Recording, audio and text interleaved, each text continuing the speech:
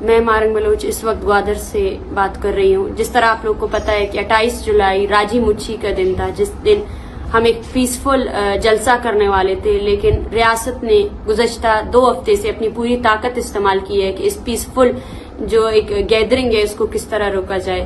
3 دن کے دوران ہمارے تقریباً 1000 کے قریب ساتھی ابھی تک گرفتار ہے اور ہمیں کچھ بھی نہیں پتا ہے. 4 دن ہو چکے ہیں کہ گوادر میں نیٹ ورک بند ہے اور یہاں پہ کرفیو نافذ کیا گیا ہے، جہاں پہ FC پولیس اور ڈیتھ اسکواڈ کے کارندے ہر گلی کوچے میں عام لوگوں کو پکڑ رہے ہیں اور ان کو مار رہے ہیں.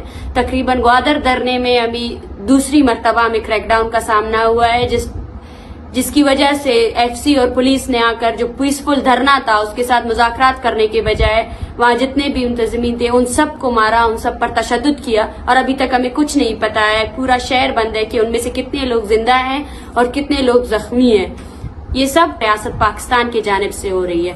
میں آپ سب سے یہی گزارش کرتی ہوں کہ آپ سب لوگ اس جبر اور اس نسل کشی کے خلاف آئیں اور بلوچ تحریک اور بلوچ یکجہتی کمیٹی کا ساتھ دیں. اور اس درمیان اگر بلوچ یکجہتی کمیٹی کے کارکنان اور کسی کو بھی جو بھی نقصان پہنچا ہے اس کی ذمہ داری اسٹیٹ آف پاکستان کی ہے، گورنمنٹ آف بلوچستان کی ہے، جس کے آرڈرز پر پیسفل مظاہرین پر تشدد کیا گیا. پیسفل مظاہرین آج بھی جن کی لاشیں GDA ہاسپٹل اور مختلف اسپتالوں میں پڑی ہوئی ہے، جن لاشوں کو دیکھنے کے لیے بھی ہمیں اجازت نہیں دی جا رہی ہے. اور کل کو مجھ سمیت یہاں پر کسی کو بھی کوئی جانی نقصان پہنچتا ہے اس کی ذمہ داری اسٹیٹ آف پاکستان اور اس کی ایجنسیز کی ہوتی ہے. شکریہ.